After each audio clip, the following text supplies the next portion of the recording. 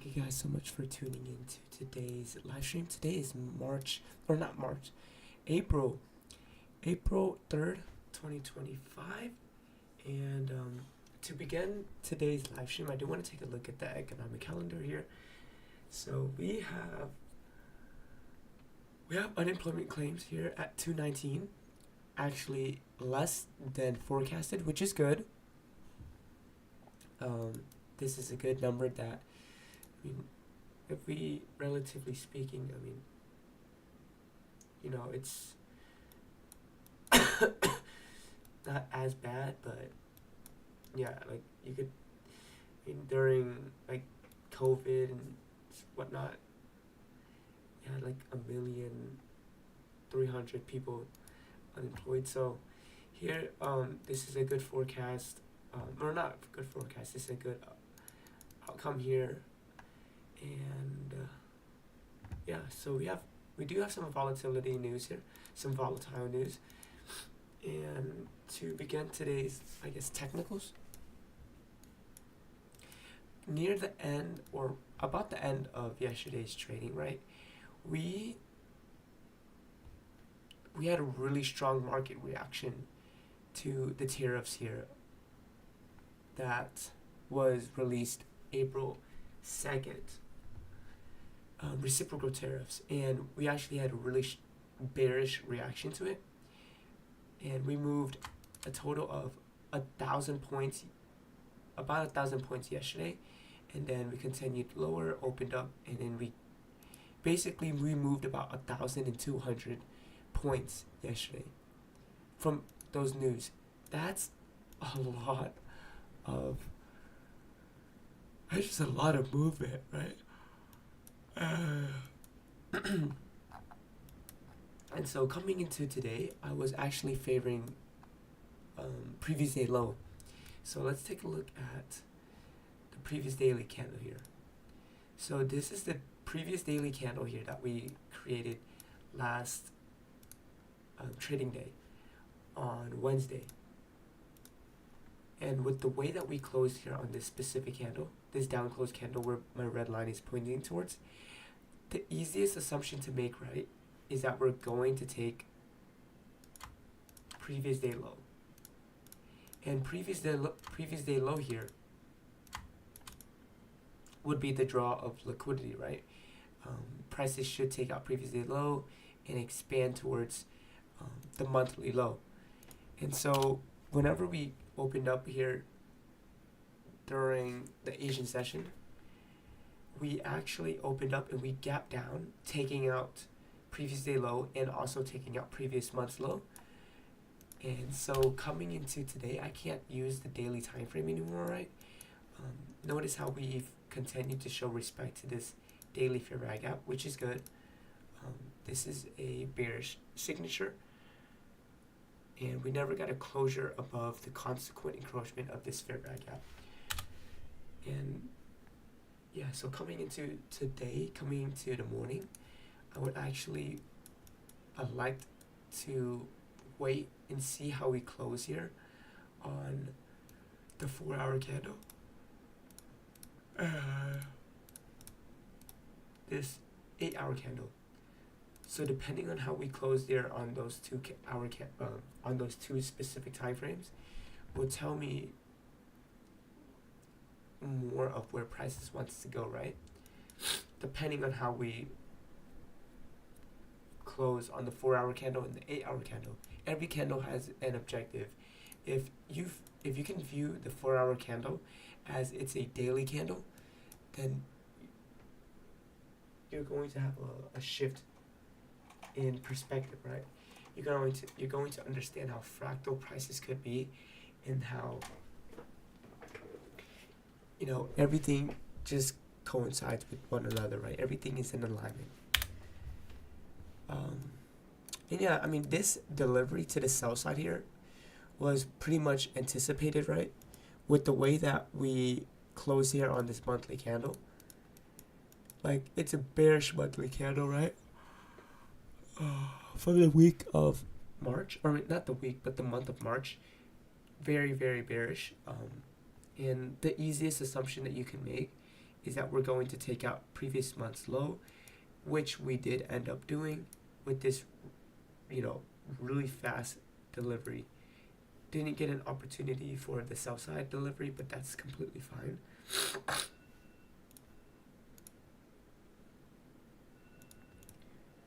And yeah, I mean,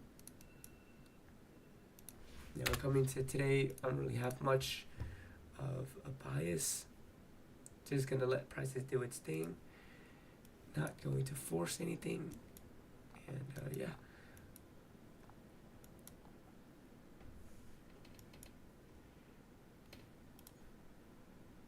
We don't have SMTs at the lows, which is kind of skeptical, and it's kind of suggesting the idea that we should continue lower here.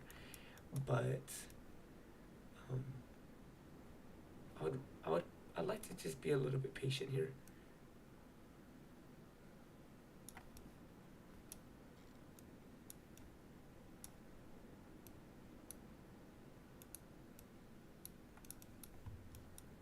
Alright, so like I said, gonna wait until we close here on the 4-hour candle.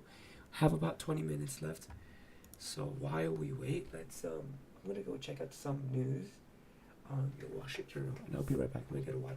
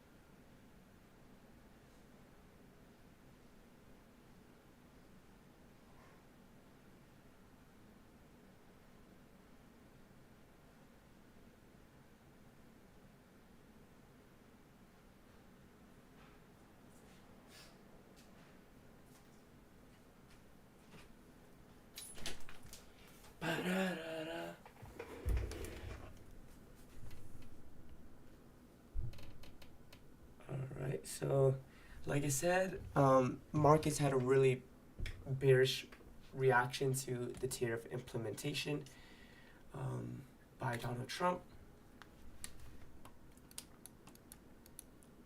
Here you can see U.S. stocks tumbled at the open of Thursday, with major indices dropping as much as 4%. After President Trump's sweeping new tariff plan was deeper and more aggressive than expected. Well, you know, tariffs, inflation rate getting released being higher.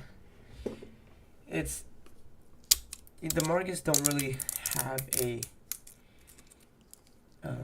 they have a pretty bearish stance to those types of news. Not saying that it will happen for sure all the time, but that's just where it tends to be, right? And so here the dollar actually is weakened here as well, so let's take a look at the dollar. Yep.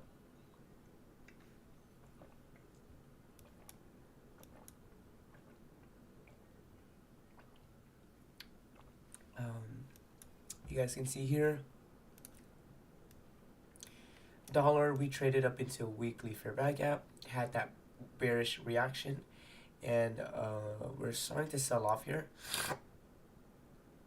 And I mean, this is a case of weakening dollar.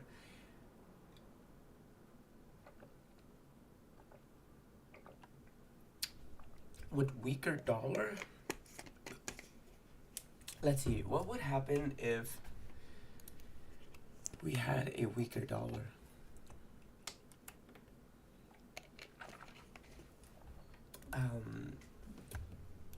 let's ask ChatGPT. What can you infer with weaker dollar?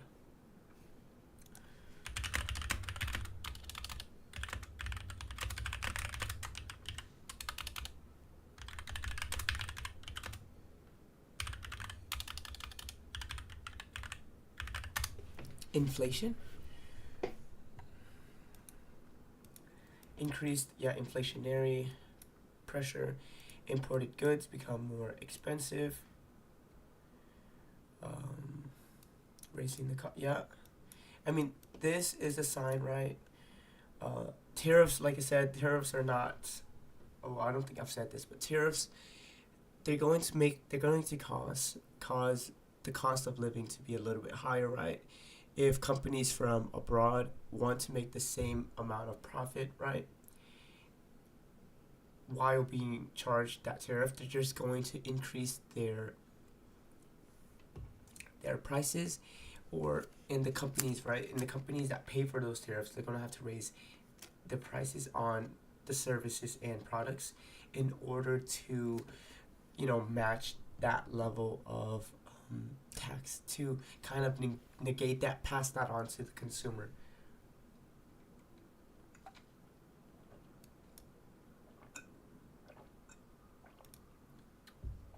This is also a thing. If the dollar weakens, that allows our exports to be a little bit, that allows our exports to be cheaper to foreign countries that have, I guess, a stronger currency.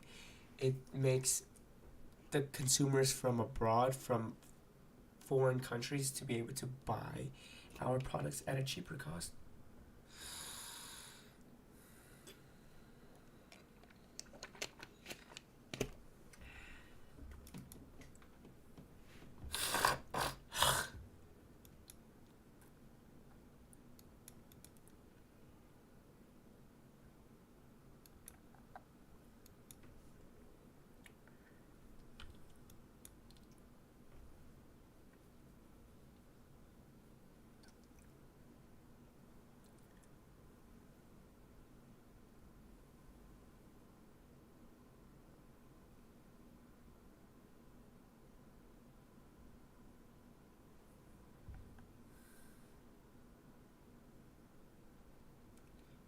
If the dollar is falling rapidly and inflation is high, so if there's inflation, they're going to want to raise the interest rates.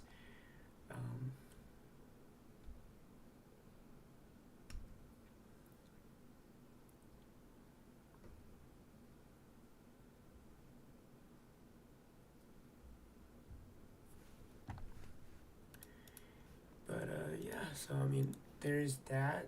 Let's see what else there is. So U.S. stocks.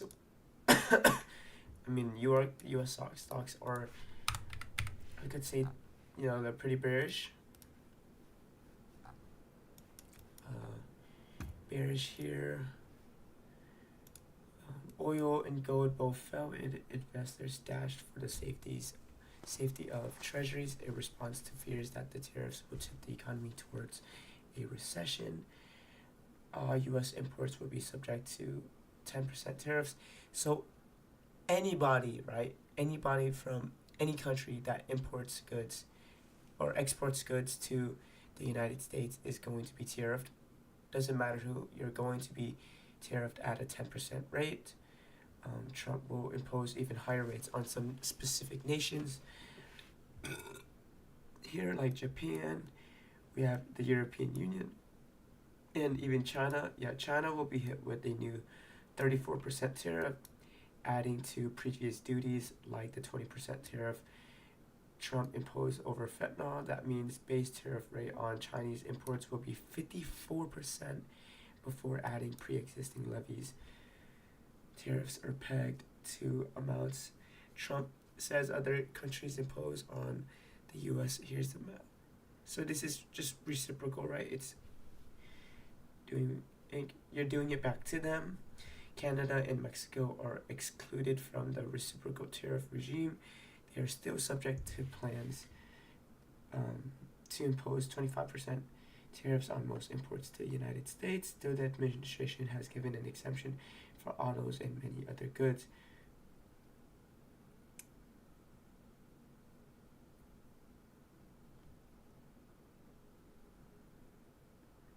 What to know about the markets this morning after Trump's tariff blitz? Yeah, we had a really fast decline here, coming to the open of the markets today, which is kind of insane.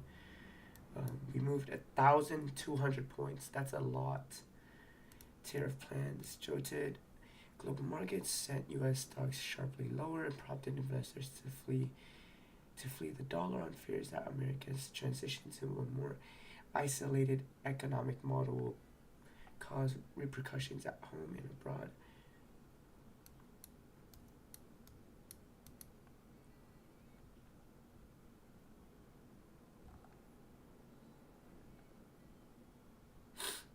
Bank stocks also dropped. Why is the dollar tumbling? Let's see.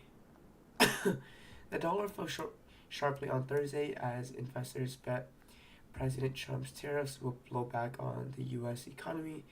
The YSJ dollar index fell about 1.5% to its lowest level since mid-October.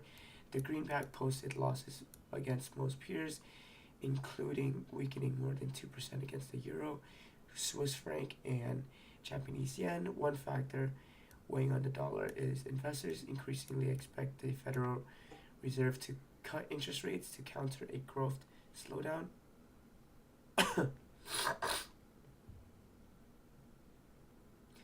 Lower policy rates makes the dollar less attractive to yield-seeking investors, but there are also indications that foreign investors are losing confidence in the United States investments that have come to dominate global portfolios.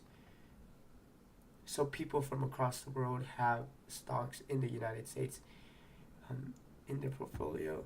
Foreign investors owned about 16 trillion in U.S. equities at the end of 24, or nearly 20% of the entire market.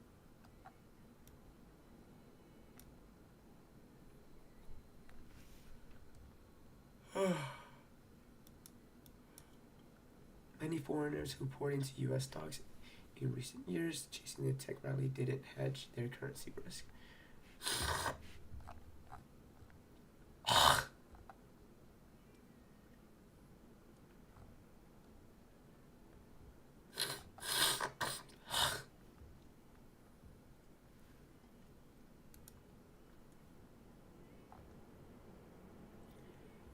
Wow. But yeah, I mean, tariffs are like the really big thing now in today's news.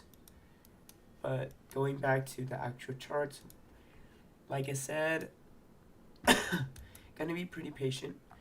I'm just gonna wait until we close on that 4-hour candle and the 8-hour candle to really state a bias. But here, depending on how we close here on the hourly time frame and the 4-hour slash 8-hour, will tell me if I'm going to be bearish or bullish, or neither. I mean, that could happen as well.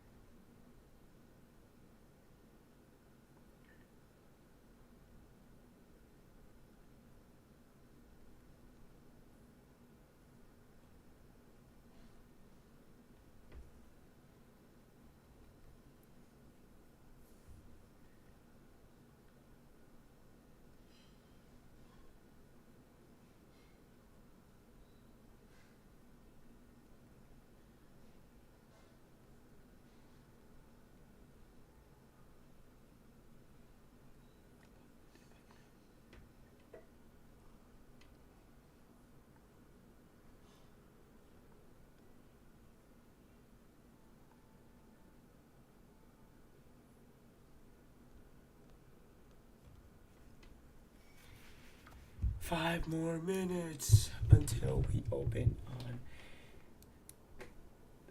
open at 10 o'clock.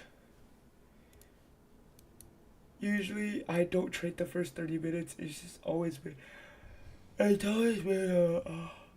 rule of mine where I just tend to stay away from the first 30 minutes of trading, which it's pretty reasonable. It's normal.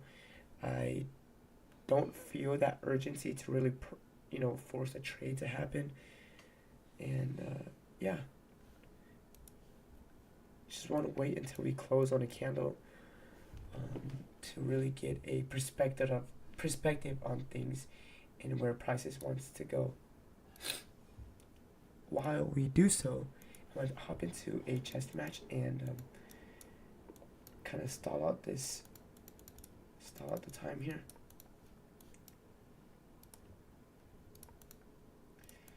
Here, I can move my bishops here or here. I'll attack the horsey. Let's see what he does. Is he gonna move up a queen? Probably not.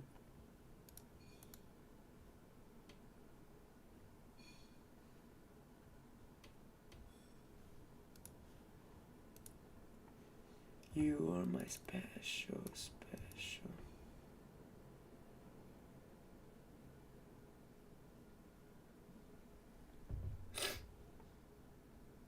Oh, okay. Well, he's gonna kind of mess with this pawn structure here. And I can attack this pawn. Guess not. No, I should be good. I should be shabilling.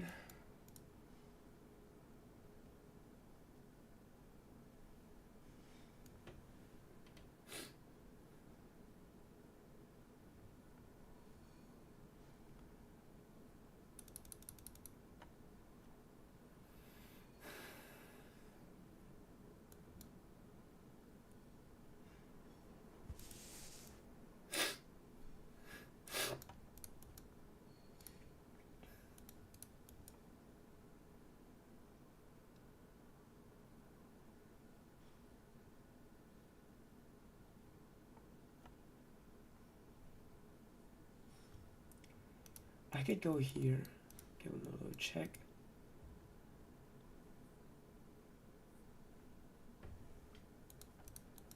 I don't know, is he gonna go here?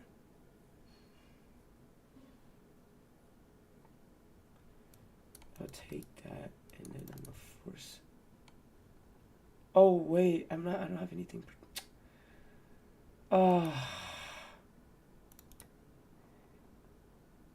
That's might be GG's, boys.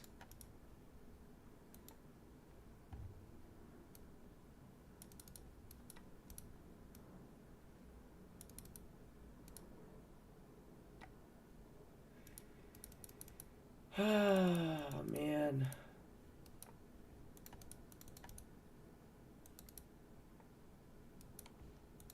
And yep, GG's. I'm trolling. All right, well, it's about time until we open. 5 seconds left. Let's see. Man, with the way that we close,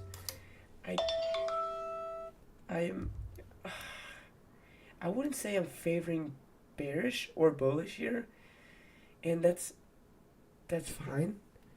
If I don't really have a directional bias, that's completely fine. Like the way that we close here on this 8-hour candle, I'm not confident in either lower or higher. And this 4-hour as well, not confident in higher or lower. So with that being said, I'm just gonna sit on my hands here. Coming into today, not gonna force anything. And here I actually do want to go over a trade that I did spot yesterday here with you guys.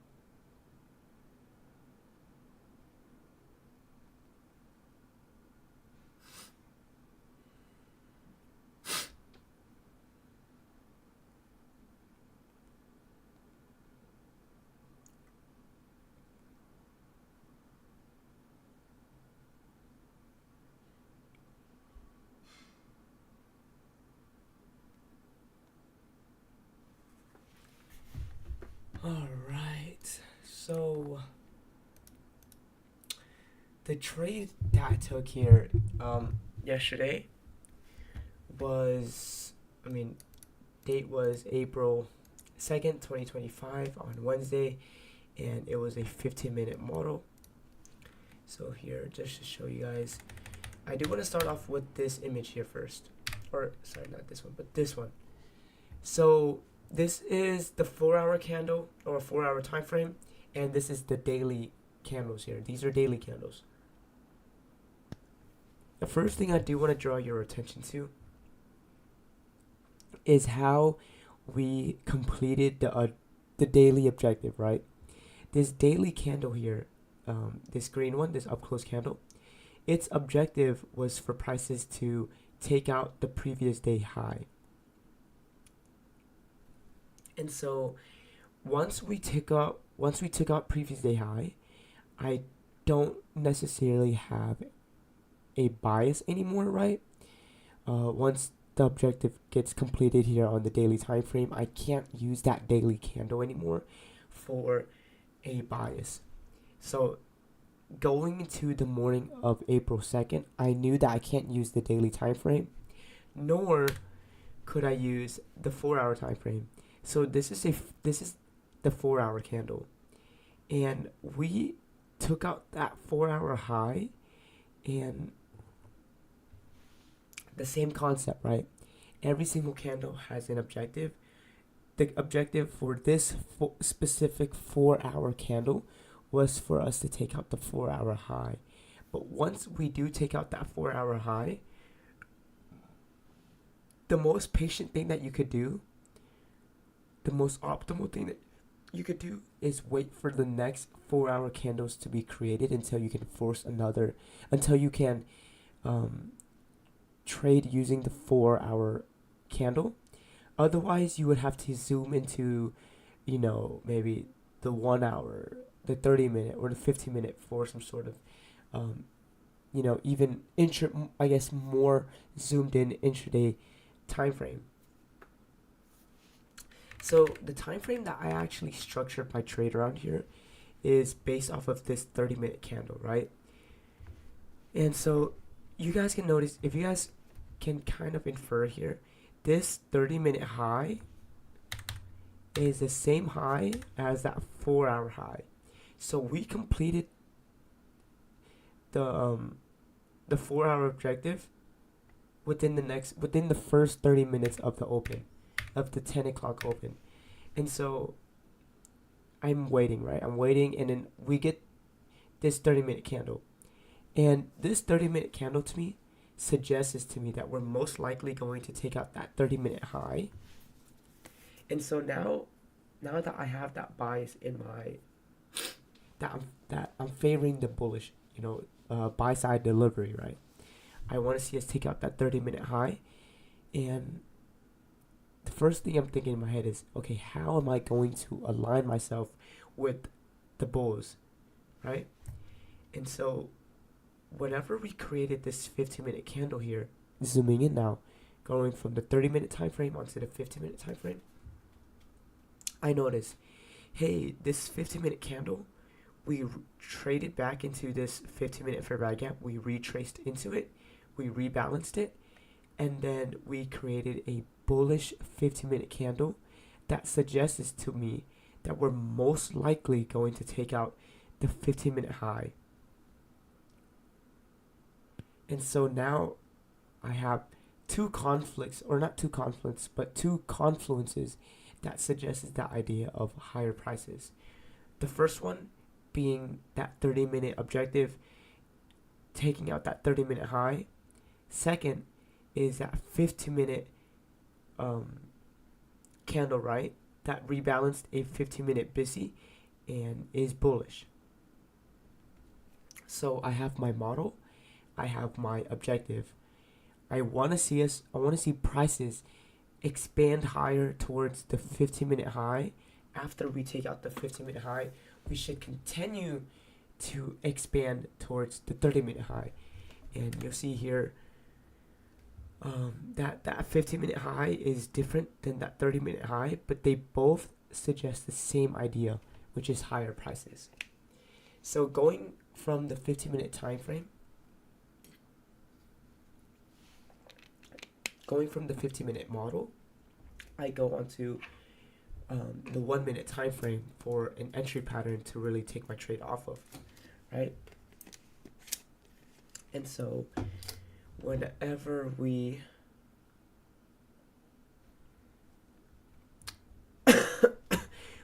created this fair value gap here, once prices trades into this inefficiency, we should respect this fair value gap, expand higher towards the 15-minute high and then the 30-minute high, because this fair value gap supports the idea of higher prices, right? It's a busy in bullish conditions, which means that we should respect that inefficiency. So here you guys can see, once we trade into this fair value gap, we expand towards the 15-minute high. After expanding towards the 15-minute high, we expand even higher in taking out that 30-minute high. Very clean setup, right? The higher time frame objective was present, the model and the entry pattern, everything was there. Yeah, there's not really much else to really say about that trade. It's consistent with the strategy that I'm implementing, and it was a clean setup. And going into the pros and cons here for today. The first one, just taking consistent trades, right? With being able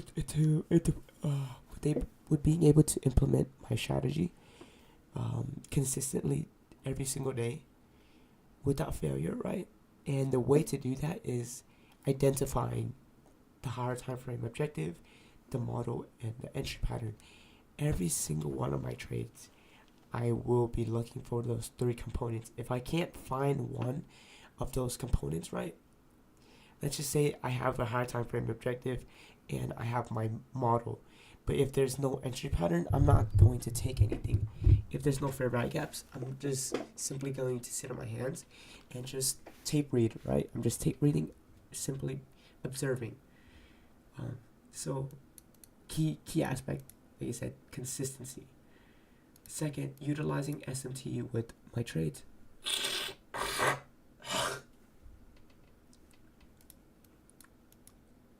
And SMT is basically a price action indicator that shows you where there has been manipulation. A lack of SMT shows you a possible continuation, and a presence of SMT is equivalent to a possible reversal. Could indicate a reversal. So the third thing here coming to this week, just using standard deviations for possible, targets. If existing liquidity aligns with the standard deviation projections, that just makes those standard deviations even more probable of being hit. And second, understanding the importance of time frame alignment. Making sure that you understand the whole story. What I mean by that is, notice how I went from, whenever I went over that trade with you guys, right?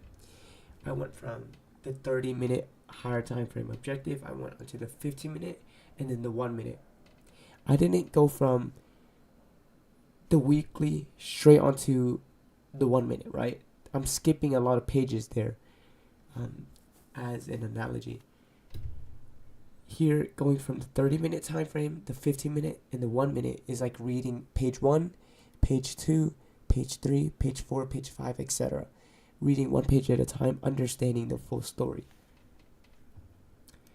And just some things I can work on, doing my due diligence, really researching and doing everything that I can to learn about a specific opportunity, a specific decision that I'm going to make, right?